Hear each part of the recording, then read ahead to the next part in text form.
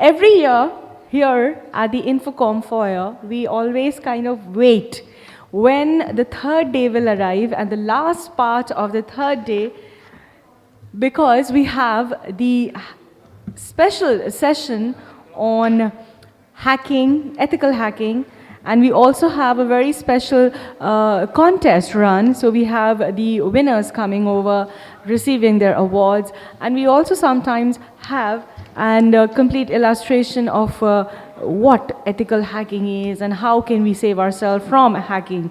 So the anti-hacking techniques and everything. This time, we are also running on the same path. And for that, ladies and gentlemen, I am literally looking forward to, are you interested? Does that kind of gives you the pump that, okay, my God, now I'm going to see what really happens. I really want to know the adrenaline rush. Are you feeling it, everybody? I can barely hear. I can still barely hear. Oh my God, you are awake. Fantastic. All right, so with that, ladies and gentlemen, please help me welcome the partner of ISOAH, Mr. Gulab Mondol. Mr. Gulab Mondol. Can I have a round of applause for Mr. Gulab Mondol? I am dying to say a dialogue from a recent film, but I'm going to hold myself back. And I guess you guessed it. Sure. Yeah, so that's the image of the day. So I'll set the constraints first, and then we'll jump into the session. So we all know one thing. I'll come back to the previous slide again. So we all know about this war, right, that is happening between Russia and Ukraine. We all are aware. I don't know whether you all have searched. There was a complete blackout in entire Ukraine.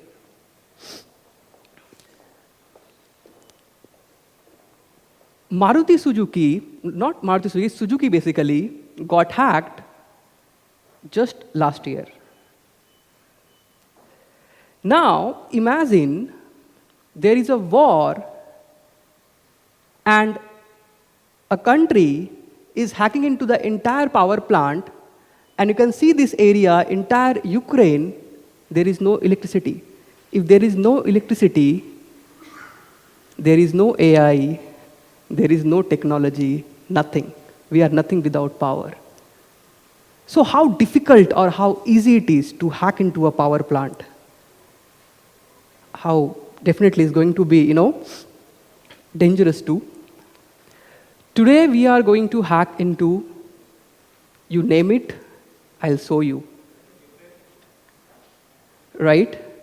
I'll show you how easy it is to hack. When we talk about IT, there are a lot of things to protect. When we talk about OT, trust me, there is hardly anything. We are still outdated or backdated. So here is my introduction. Myself, Gulab Mondol. I am lucky enough, I am also pursuing my doctorate. My subject is also like cybersecurity in OT. Apart from that, I also act as an auditor for multiple companies. On behalf of my company, ISOAH, we take care of a lot of security for a lot of big industries. There are a lot of my clients are also sitting in the same place for whom I take care of OT security. So today, we'll try to understand. I have already set the context. Why SCADA security? I'll introduce my tool. I named it at HSCADA yesterday night. I was not able to find any name, so I thought, let's keep it HSCADA, hack SCADA. It is capable enough to hack into, I'd not say the number. If I say 70%, 90%, maybe we'll jump into a place where I don't have that particular data, but I'll show you live that how this tool is capable enough to hack into power plants, how this tool is capable enough to hack into the entire telecommunication network, the biggest one. I'll show that live. I'll show you how this tool is capable enough to hack into any FMCG company, right, if any data of yours is exposed. And we'll also discuss why it is even possible.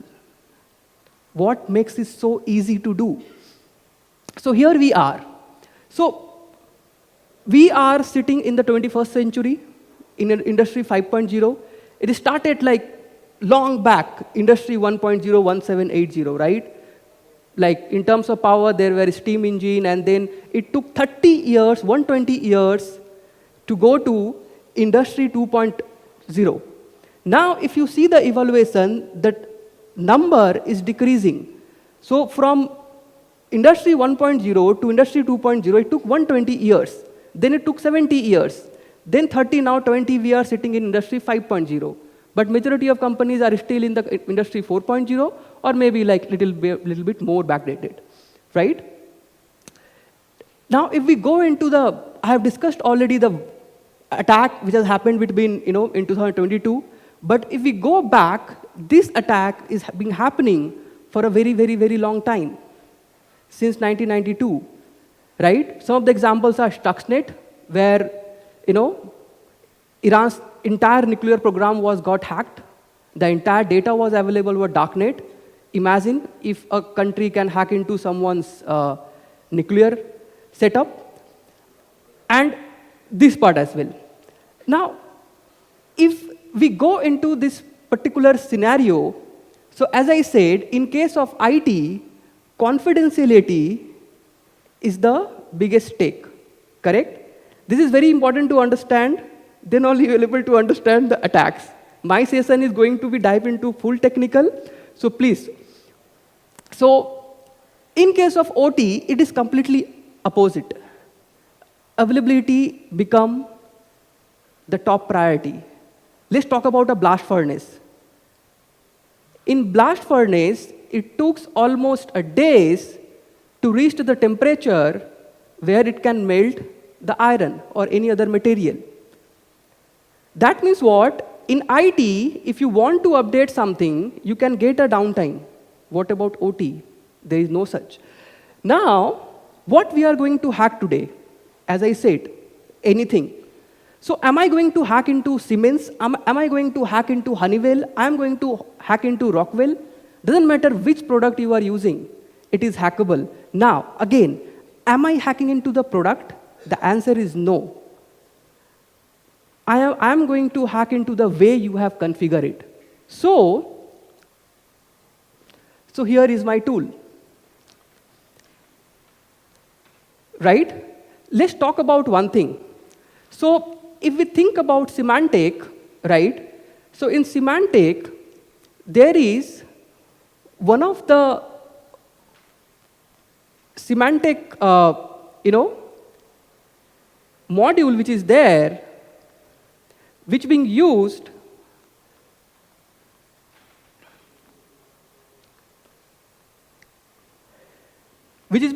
by the majority of telecommunication companies. So, and there are some gaps which has been already reported. Now, if I come to this particular tool, right, which is being developed, if I write over here semantic S7300, what is semantic S7300? It is nothing but the model number.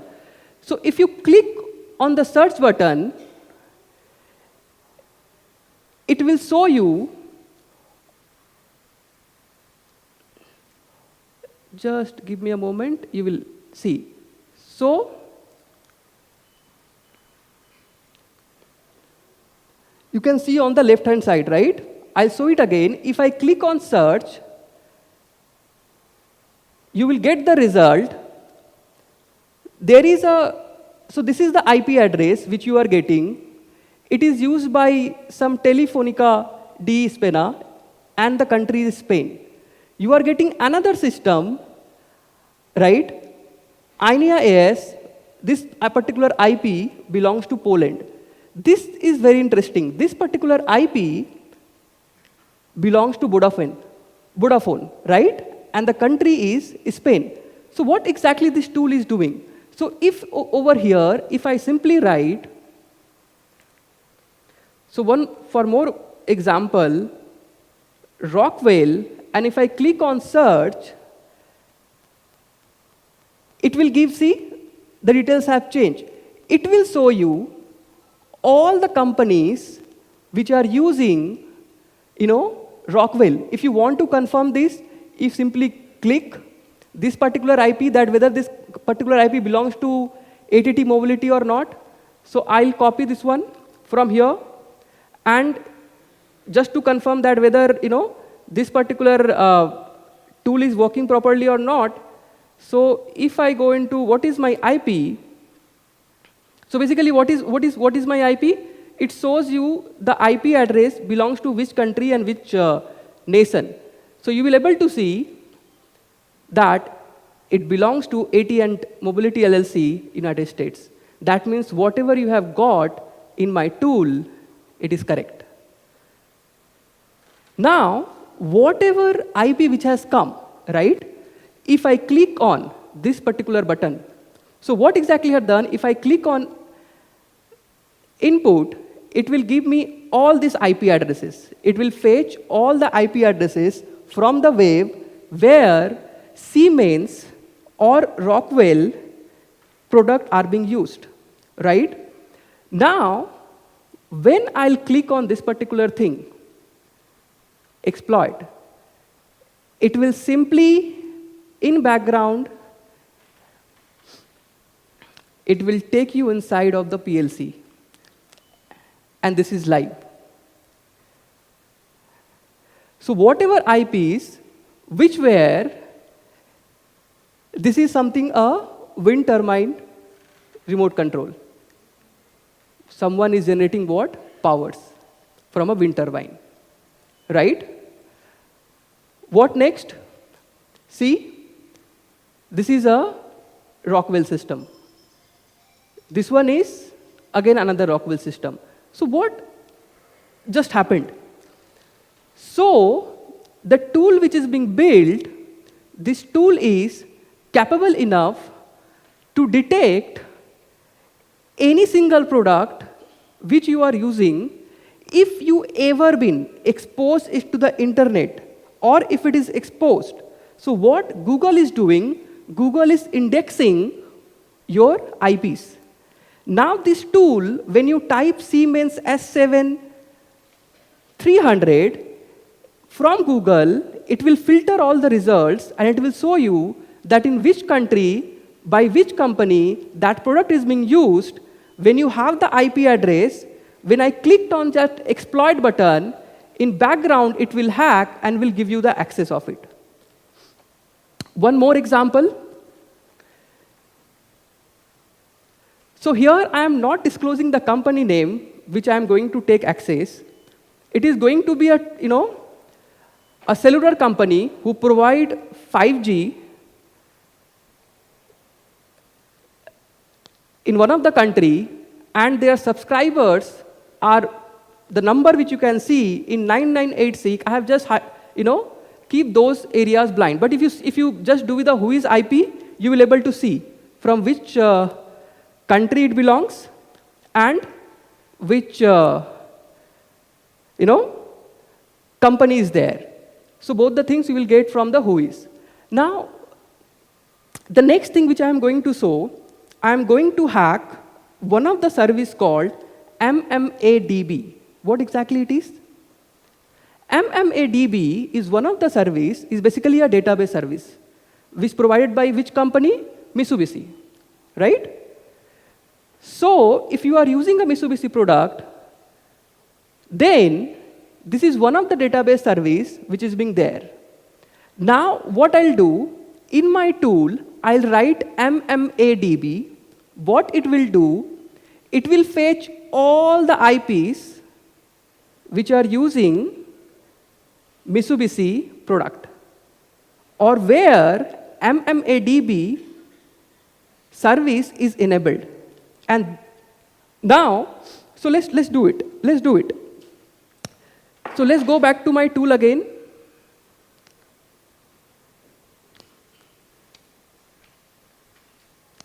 So here is the tool.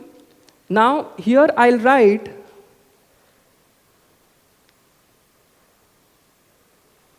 MMA DB, right? Now if I click on search button, it will give all the IPs where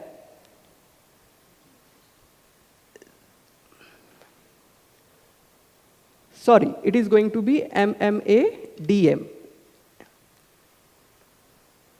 So it's giving me all the result where this particular service is being used. So it's found one of the IP address this.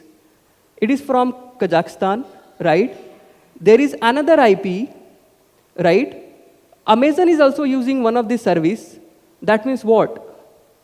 We are going more or less inside of every single company, right? Now, if I click on this MMADM exploit, it will directly take me inside. So what exactly just happened? Whatever IP address that we have got, when I clicked on that exploit button, in background it is exploiting, right? So if I type this particular IP only, let's say in incognito mode, you will be able to see. So if I'll go to incognito mode, and if I'll type this particular IP,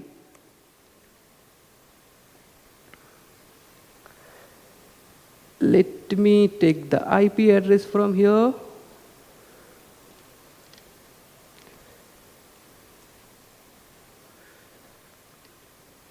And we have to add the port number, which is this. If I go to incognito mode, and if I paste it over here,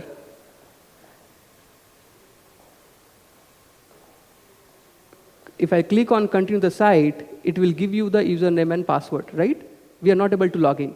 But when I clicked on that particular hack button, we are inside of this. Now, from here, if I'll go to settings, can you see edit user option? Can you see setting password? If I click on edit add user, I can add user to this particular system. If I click on, let's say, here in the process, I'll get this window. This is a place where I can write my command and it will work accordingly. So what has happened so far? That means the way you are configuring your SCADA system, the system which you are using, if it is being not configured properly, anybody can develop a tool like the way I did. Am I the only one who can do in this entire world? Obviously not. There are many like us. You think that you have exposed something to the internet. It is the same way as we know that Google track all your histories, right? We all know, right? Whatever you are doing, it get tracked. So when Google tracks something, it's track every single steps which you are doing over the internet.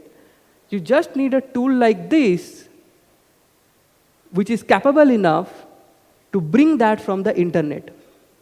It is very difficult to face that detail manually, but when you build a tool like this, it can do the same stuff in a fraction of a second. Now, why exactly it has happened? And how I went inside of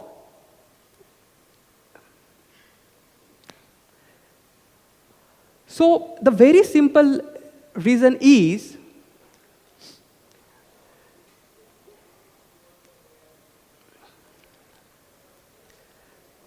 when we talk about IT, the normal IT infrastructure, you have a lot of things to protect.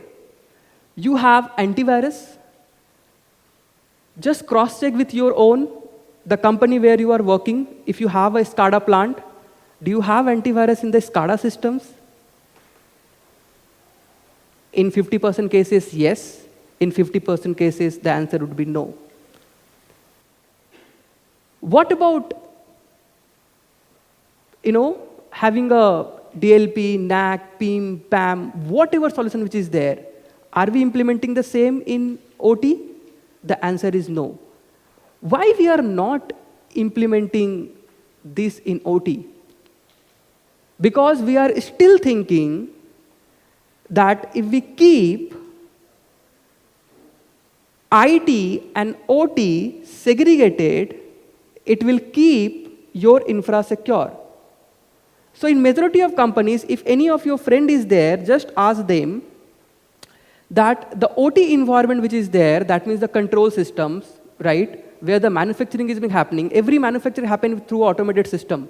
So what majority of companies are doing currently? They disconnect the internet. And they say, we are secure. But what happens when there is a problem in the control system? What you do at that time? You give the remote access to the OEM. When you are giving the remote access to the OEM, if you are closing, well and good. And trust me, at that time, if I am using that particular tool, when I say I, that means anybody from the world. Let's say you are using this particular Siemens product, and you made it, for remote, just to have get the support, you have given the connection outside. And if I am using that particular tool, if I write that particular tool name over there, it will show me your IP as well. Going forward, in future, I am going to develop this tool to even face the detail with a company name. Currently, this tool is not capable of doing that. It can only do only by using the product name or the service name. But can we do by using company name? Yes, we can. Because when I am showing against each and every IP, from which company this IP belongs and from which location, so I can do that. I have tried, but it's taking a lot of time. So for this session, I have chosen something to show which will take less time. That means what? If I write your company name and click on the search button, it will show me all the automation system which is there live in the internet world.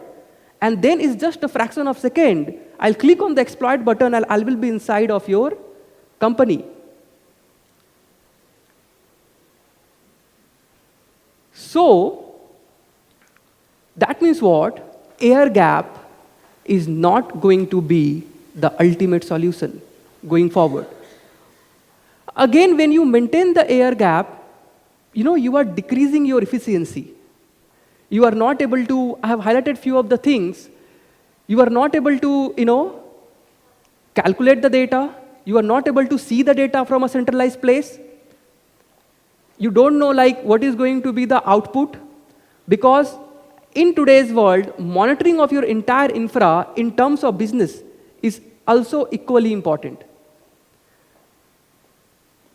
Now, few of the companies have, added their infra with IT through a firewall. But again, is that the right approach? If you want to take the right approach, you have to come to this decision tree. Ask these questions to yourself. Is your SCADA hardened enough? The first one. If the answer is yes, well and good. If no, then basically you have a test bed for hacker. Now, I have seen a lot of people saying, okay, we can't do SOC for OT. It is not possible. It's a very critical infrastructure. We can't do that. We are doing it. For OT even. It is very much possible. What else? The way you are handling IT, there will be a little different approach, but in the same way, you can handle your OT as well. So,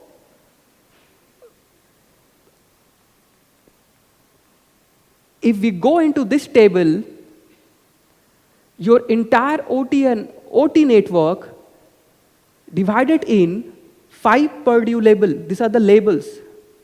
Now, how you are making secure each and every label, that matters. There has to have a security for label 0, for label 1, for label 2, for label 3, and label 5. Now, the way you see a firewall present between IT and OT, that means the first 3 labels come under OT, and the last 2 labels come under IT, and there is a firewall in between. But only placing a firewall again will not help you. But again, the way you work in IT, if you try to do the same thing in OT, it will go down. So there is an approach to do that. Correct?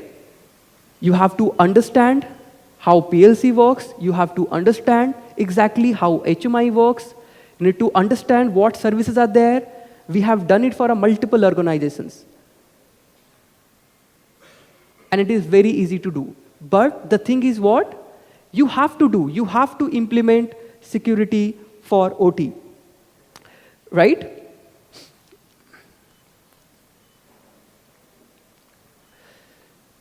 Great. So that's the roadmap which I have created for OT, which anybody can follow. Right? I could have shown more 5 hackings, but I would love to show the mitigation part majorly. But the point is, how you are doing this, that matters. That matters a lot. How exactly you are implementing it. Right? So starting from hardening of existing setup, then secure architecture design, as I said at very beginning, and this is not only applicable for OT, it is also applicable in IT. We say, you give me the access of your system, if we will not able to hack your infra, we will not charge. Why we are saying this to our clients? The reason is, I know where exactly you are making a mistake. You can have 100 of tools in place. You purchase the top-notch tool from the market. It's never about tool. It's always about how well you have configured it. I have not hacked into Siemens. I have not hacked into Rockwell. I have not hacked into Mitsubishi. The person has done a mistake. The way they configured it, that is from where I am getting the access. When they are giving the remote support, they are opening it for the entire world. Entire world is not going to give the support. There will be only one company, one person is going to give the support. But majority of companies doing, you have saw the name, right? You saw the name Vodafone, you have saw the Amazon from a different country, right? I'll even show you the Google. If I scroll down. Every single name. So when I say, sometimes we say Google can't be hacked, or we have seen that Google can be hacked. So when we say somebody hacked into Google, it doesn't mean they hacked into www.google.com.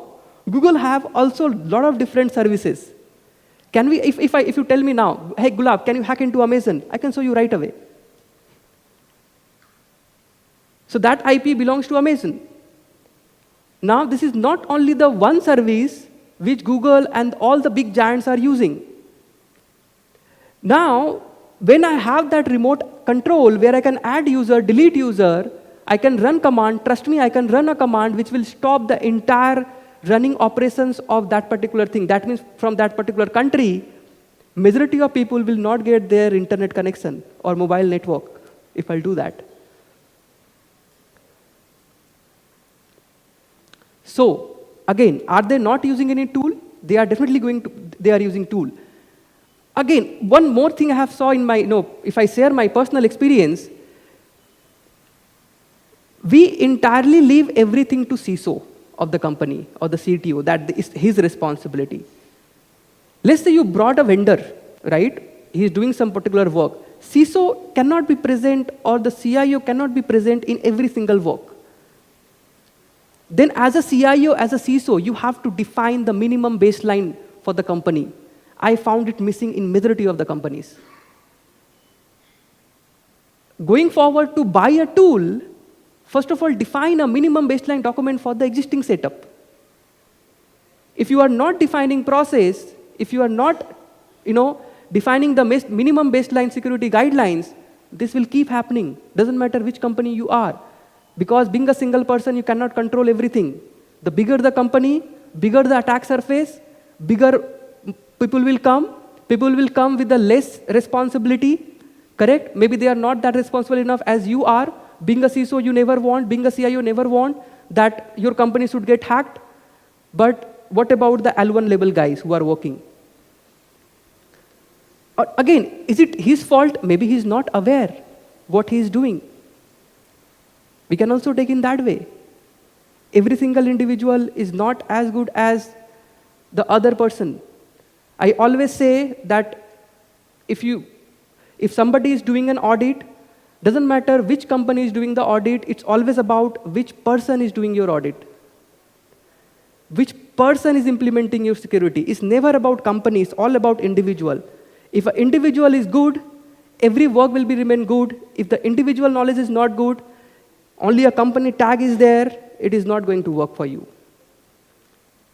So it's never about company, it's always about people. So that's all from my side, right? I would love to take queries from you all, if you have any queries. I hope you have enjoyed the session today. I'll follow her. Yeah, expecting. Thank you.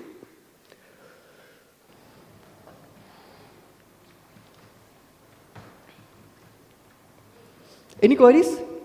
Anybody? Any queries? Either I was too good, I was too bad. It can be anything. I don't know which one. Thank you. May I request you to kindly hold back on the stage a little while longer?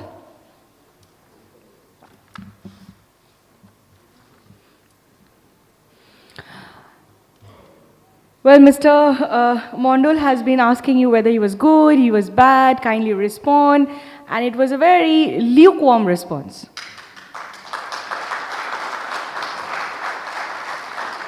So now you understand you were actually very, very good. All right, fantastic. Now, we have heard him. We absolutely were, I was kind of so keen.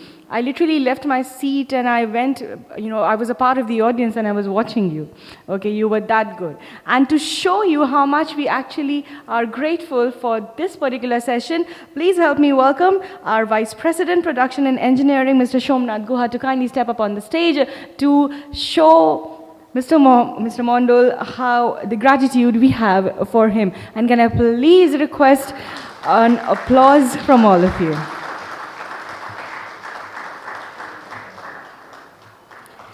Thank you so much. Thank you, gentlemen. Thank you. Yeah, kindly be seated now. Thank you so much.